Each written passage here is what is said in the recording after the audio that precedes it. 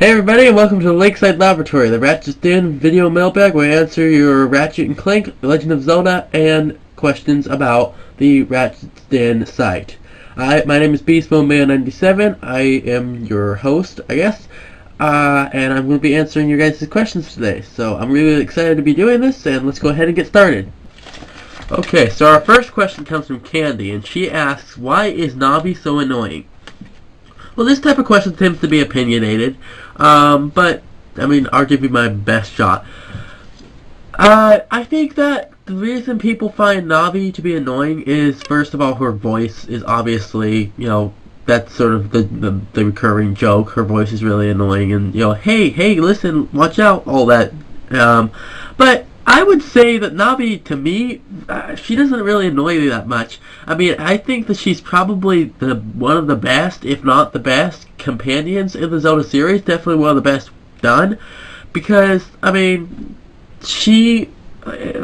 when Ocarina of Time was made, they needed something to sort of help people along, because Ocarina of Time was like the first 3D Zelda, and 3D games were still sort of, I mean, they were a newer thing. So Navi was sort of to help the transition be a little easier. And I think she did a great job of that. I think that Navi, didn't go overboard with her hints. She did a very good job at being, a hint device, but, and helping you to learn the mechanics of the game and stuff, but she didn't go overboard with it. And I think that that's something that she does better than the newer guides, like Fi and Midna, for example, So, personally, I don't find Navi that annoying. I do understand that some people do, and I understand why they think that, but she just doesn't annoy me that much. Our next three questions come from Improvised Living, and they ask, first, are there any female Gorons? Yeah, this is a tough question because, I can't really answer yes or no because there's really no official backing for my answers, but I'll give you what I think. I think it's one of two things. It's either A, yes, there are female Gorons, and there's just no physical distinctions to be made between them, male and female Gorons, or no, there are no female Gorons, but there's no male Gorons either. Meaning, there really isn't a set gender for Gorons. Seeing as they are a completely different race from humans and stuff, they don't necessarily need to be exactly like us. It's a fantasy world, who knows? So, maybe, but I don't know. Okay, the next question is, do we know what time in the Zelda history the next Zelda game will be? Depends on which one you're talking about. If it's a link between worlds, then it's right after Link's Awakening, or it's the sequel to A Link to the Past, but it's after Link's Awakening, because Oracle games and Link's Awakening go after Link to the Past, and then comes Link's Between Worlds. So it's the direct sequel to A Link to the Past. If you're talking about Zelda Wii U, then I really don't know. I've heard rumors that it could be right after Twilight Princess, a direct sequel to Twilight Princess, which I hope isn't true, but I don't know. I've also heard the idea that it could be right after Spirit Tracks, which is intriguing, but, we really don't know. So, yeah, don't know what to tell you there. And their last question is, will the Wind Waker Wii U have any bonuses, or extra things, or changes? Sure, yeah, for one, they're going to add like a hero mode, like they had in Skyward Sword, so there'll be a more difficult setting to the game, which is something that they didn't have in the original, so that's different. They're also going to have the Tingle Tuner won't be in it. Instead, they're changing it out with the Tingle Bottle, they're calling it, which is basically, it's like the Tingle Tuner. No, it's not like the Tingle Tuner. It's basically where you got, you can write notes and take screenshots and stuff and post them in Miiverse without leaving the game, which is cool, I guess. I don't know how much or use it. I don't know if you use it at all. I mean, I imagine I'll probably use it a little bit, but, I mean, it's a cool little addition. Not sure what they're going to do with it exactly, but, hey, it's an addition. And then they're also going to have the cell will be faster. which should make some people happier, since I guess a lot of people found the sailing and Wind Waker to be way too slow. Me, not so much. Sure, a few times, particularly in the Triforce quest, it did get tedious, but so that'll be cool. And speaking of the Triforce quest, I've heard they're making changes to it. I'm not exactly sure what those changes are, but I have heard that there will be changes made to it. So yeah, as far as I know, that's about it. But there are probably a few more other things that I don't know about. But yeah, those are some of the changes that they're making. Okay, Brandon.R9 asks, do you prefer grown-up, Toon, or young Link? Oh, all of them are cool for a lot of different reasons. I mean, young Link, there's more games to young Link's name than there are of Toon or grown-up Link. So I mean, there are some cool representations of young Link, particularly Majora's Mask Link and Ocarina of Time Link. Obviously, those are two that you go to. Toon Link, I mean, Wind Waker Link is really cool in my opinion. I really like Toon Link. He's funny. He's relatable. I have an easy time relating to him. And so it's cool. Grown Up Link is probably my favorite because Skyward Sword Link and Twilight Princess Link are the two Grown Up Links, and those are two of my favorite Links. So I probably have to say Grown Up Link is my favorite, but I don't really care. I mean, I'll play it regardless of what Link it is. Okay, and Dan asks, what is your favorite graphical style and why in the Zelda series? I probably have to go with Skyward Sword. The reason I have to go with Skyward Sword is it's so versatile. I really like that,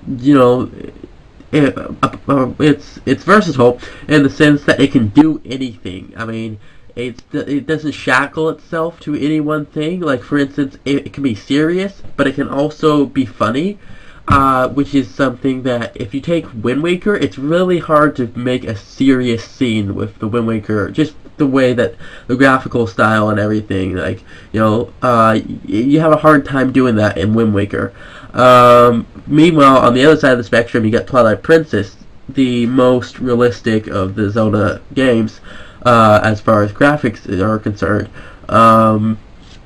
And, you can't really do funny that well in Twilight Princess. So, I mean, you can do it, but it doesn't come off as natural as it does in, say, Skyward Sword. So Skyward Sword, apart from being versatile, it's also, I really, really like the way it looks. It's beautiful to me. I mean, Skyward Sword is one of the few games that I'll walk around and I'll actually look around at things and be like, whoa, this is really, really nice looking. So, it's versatile and it's beautiful. So, Skyward Sword. Next question comes from Demise, and he asks, what's your favorite 2D Zelda? This is a tough question because I haven't played as much of the 2D Zeldas as I should. I'm playing through Link's Awakening right now, and I'm in the second dungeon, and I'm really liking it, but I've probably played more of Minish Cap and the original. I haven't played much of the other ones, other than those three. And I mean, I got pretty far into the original, but then I lost my save file, and I got the same thing happen with Minish Cap. So it'd probably come down between those two, and I'd probably have to go with Minish Cap, although, I mean, I guess it might depend on the day for me. But Minish Cap, I'd say, is my favorite 2D Zelda. Jesse OJ23 asks, who's your favorite Link? Mine's Twilight Princess Link. It comes down to three Links for me. It'd be Twilight Princess Link, Skyward Sword Link, and Majora's Mask Link. Twilight Princess Link I really, really like because he's probably the most no-nonsense Link there is. He's like, you don't mess around with Twilight Princess Link. I mean, I just get a vibe from him that he's like, okay, I'm gonna go in, I'm gonna kick butt, I'm gonna get business done, taken care of, and that's what we're gonna do. He just seems a lot more, serious than the other Links, and I like that about him. Skyward Sword Link, I I relate to. I feel we have similar personalities and stuff, so I really like that about him. So because I feel like, oh yeah, this is how I would react to this situation. So I really like him for that. He's funny. I mean, he makes some great expressions, and I just really like Skyward Sword Link. And then Majora's Mask Link. What other Link does front flips, side flips, back flips, and stuff? Just when he's jumping around, from place to place. I mean, sure, the other guys can do black flips and just side jumps and stuff, but that's the targeting. I mean, this guy's just jumping around and doing all. I mean, he's awesome. He's just pure awesome.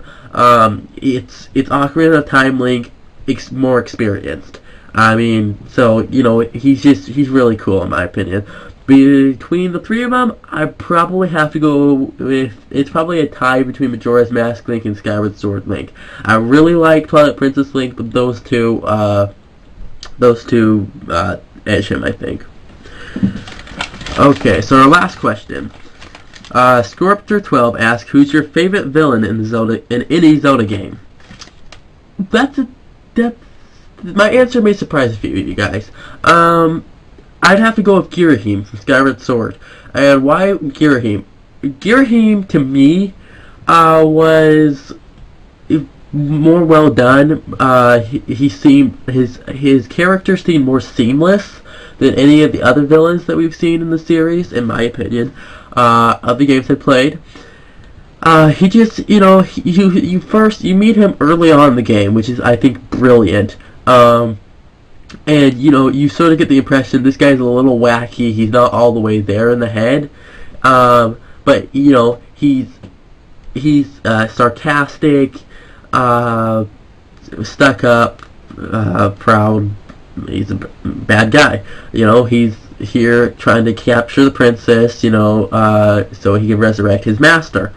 And it's fascinating to watch Girahim just go more and more and more insane as the game progresses. He just gets crazier and crazier and crazier, and it's great to watch that, because they do such a good job of making it feels like, yeah, this is what would happen, and it feels natural, and so I really like that about Girahim. It's just smooth. And it comes naturally, and it's like, yeah, this is the natural response that he would have. So, I like that about Girahim. I like Ocarina of Time Link, Ganondorf, but, I still have to give it to Girahim. So, that's my answer. Anyway, we are out of questions. I want to thank you all so much for sending questions in. I really enjoyed doing this, and I hope you guys enjoyed the video. Be sure to like and comment and subscribe. And leave me some more questions if you guys feel so impressed.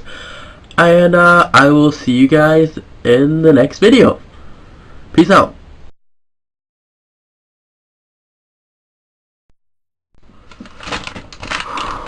Teaster the Great asks, Zelda's the dude in green, right?